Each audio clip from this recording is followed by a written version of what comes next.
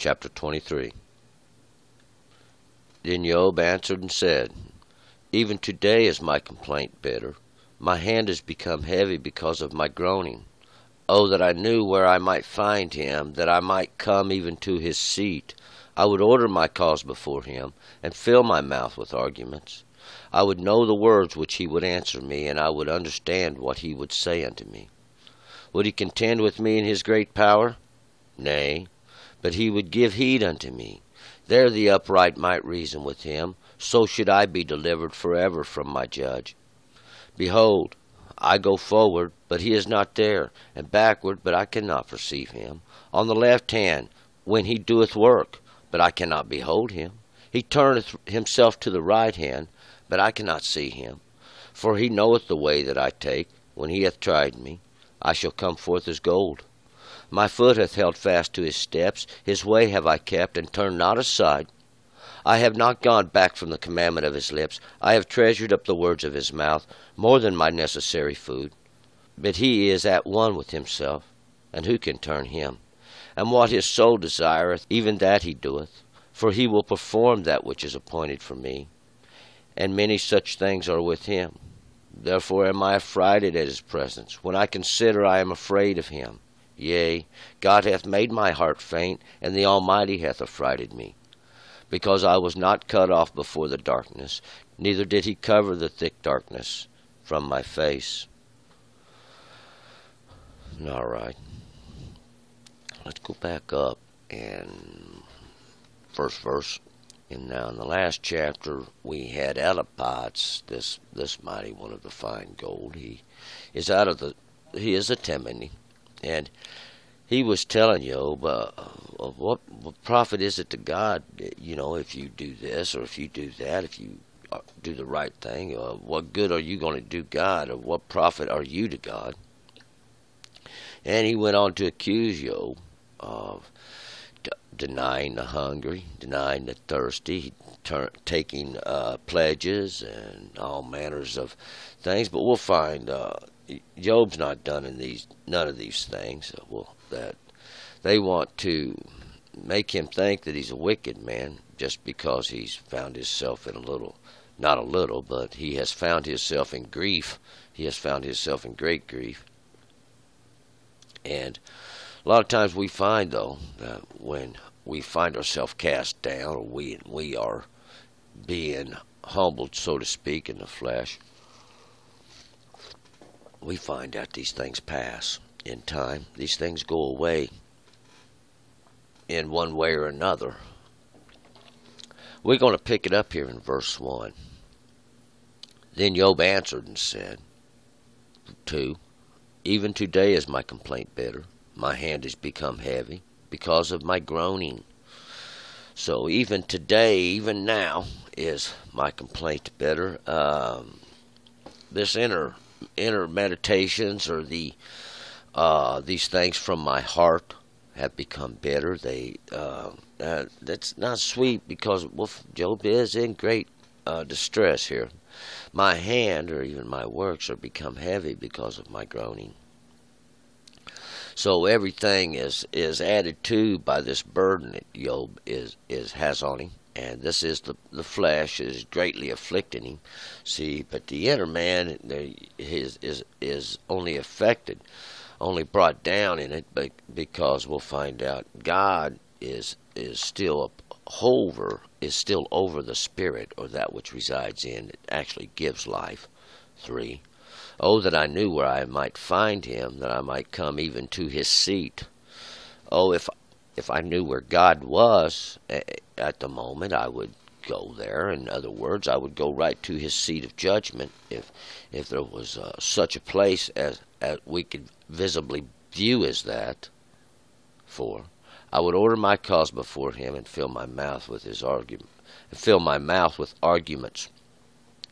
I would bring my cause before God. And fill my mouth with these arguments, to make known to him my supplication. These arguments would not be to argue with God, whether God's right or wrong. I know God's right. I know I'm wrong. Where am I wrong? so that I might turn, see, so I might come from here.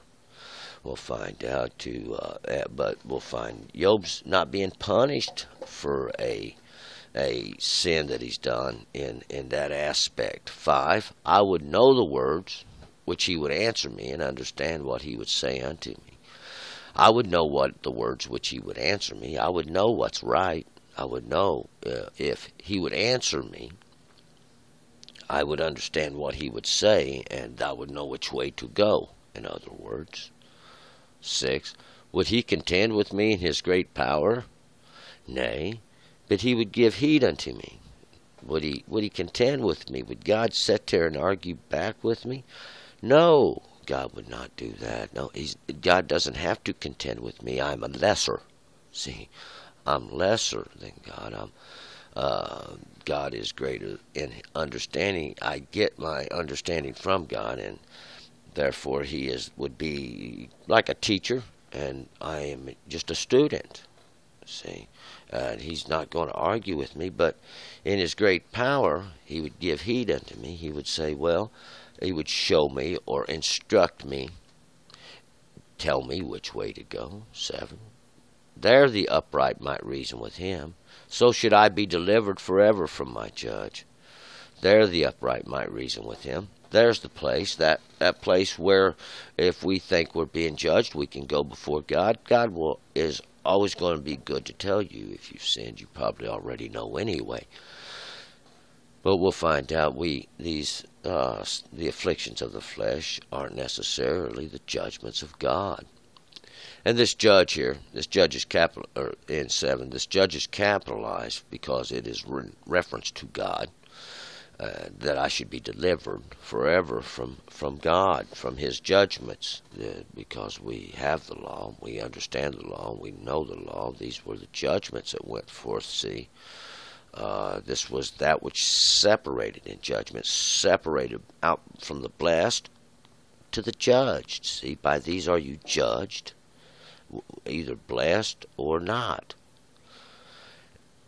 8, behold, I go forward, but He is not there, and backward, but I cannot perceive Him. Behold, now look. And anybody can look. I go forward. It doesn't matter where I go or which way I go, forward or backwards. I go back to return, I only find the law. If I go forward, I only find the law. I cannot perceive God. I don't see God.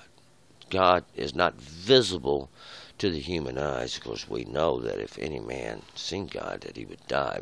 Moses was guarded.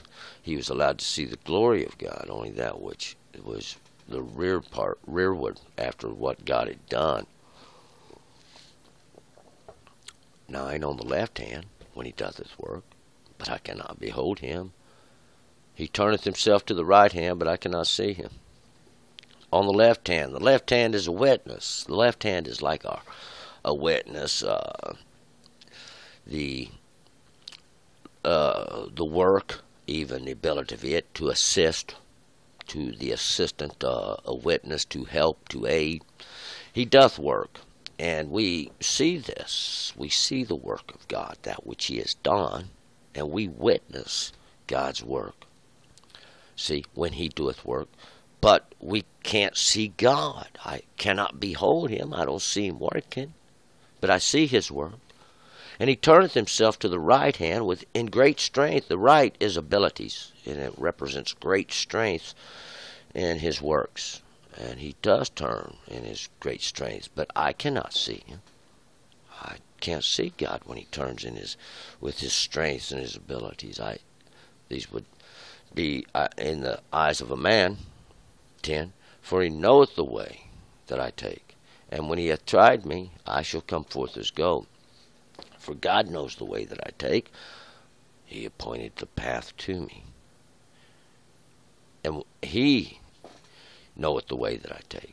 And when He hath tried me, and when God has tried me, and God has brought me through, whatever God is going to bring me through, and God has led me, because I follow God, I shall come forth as gold. I shall come forth as gold. One who has been refined. One who has given himself over to the hand of the maker, one who has given himself over to the master workman, to allow him to work, to allow him to shape, to form, to appoint, to assign whatever duty he assigns, whatever position he gives. It doesn't matter if the lowly or the great. None matters at all. 11. My foot hath held fast to his steps, and his way have I kept, and turned not aside. For my foot is held fast to his steps. And his steps are his ways, his paths, the way he goes, the way God told me in the beginning to go for my own good. My foot has held fast to his steps, these ways that he has appointed my foot, that what I go on. See, this which I used to go by. His ways have I kept. His ways, his laws, his ordinances, his statutes, these things have I kept. For this is his ways, and these are his steps. I have kept, and turned not aside, not wavered from it. 12. I have not gone back from the commandment of his lips. I have treasured up the words of his mouth more than my necessary food. I have not gone back from the commandment of his lips. Those words which come from God. See, those words that come from God, those words from his lips, those things which he worketh with. See, that's what the lips are. God uses those to work the word. And I have treasured up the words of his mouth.